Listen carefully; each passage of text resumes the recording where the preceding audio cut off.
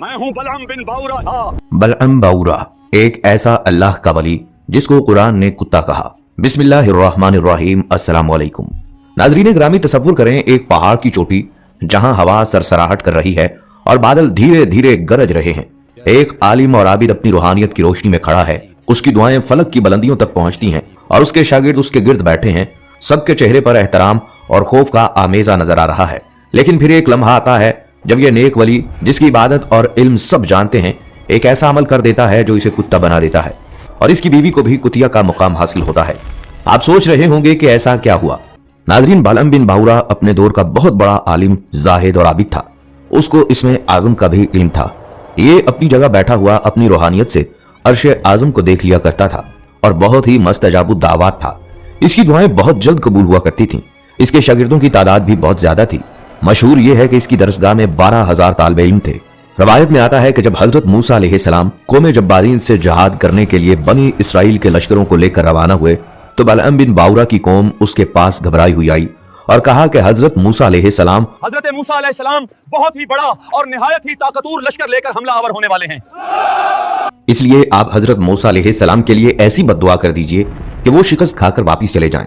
इसलिए आपकी दुआ जरूर कबूल हो जाएगी। आप चूंकि मुस्तजाबुद दुआवात हैं।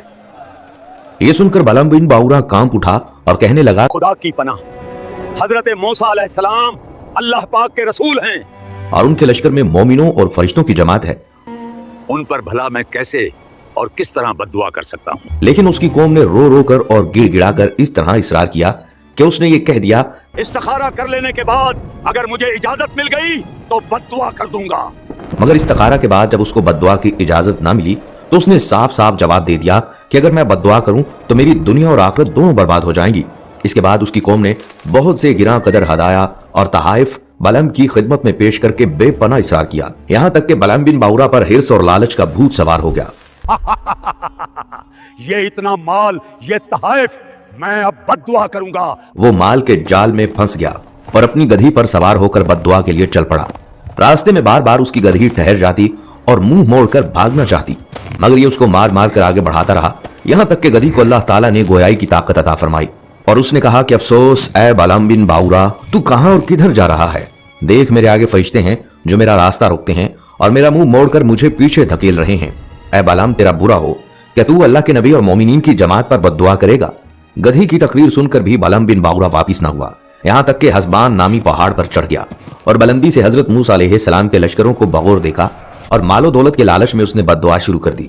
लेकिन खुदा की शान कि वो हजरत मूसा अलैहिस्सलाम के लिए बद्दुआ करता था, मगर उसकी जुबान पर उसकी कौम के लिए बद्दुआ जारी हो जाती। ये देखकर कई मर्तबा उसकी कौम ने टोका कि ऐ बलअम, तुम तो उल्टी बद्दुआ कर रहे हो। तुम तो हमारे लिए यानी अपनी कौम के लिए बद्दुआ कर रहे हो। ये कैसी बद्दुआ है भला? ऐ मेरी कौम, मैं क्या करूं? मैं बोलता कुछ और हूं और मेरी जुबान से कुछ और ही निकलता है। फिर अचानक उस पर यह गज़ब-ए इलाही नाजिल हो गया कि नागहां उसकी जुबान लटक कर उसके सीने पर आ गई।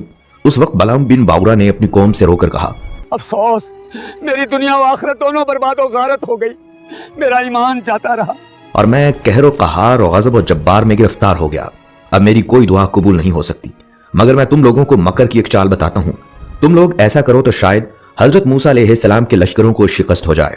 तुम लोग हजारों खूबसूरत लड़कियों को बेहतरीन पोशाक और जेवरात पहनाकर बनी इसराइल के लश्करों में भेज दो। अगर उनका एक आदमी भी जना करेगा तो पूरे लश्कर को शिकस्त हो जाएगी। चुनाचा बलअम बिन बाउरा की कौम ने उसके बताए हुए मकर का जाल बिछाया और बहुत सी खूबसूरत दोशीजाओं को बनाओ सिंगार कराकर बनी इसराइल के लश्करों में भेजा।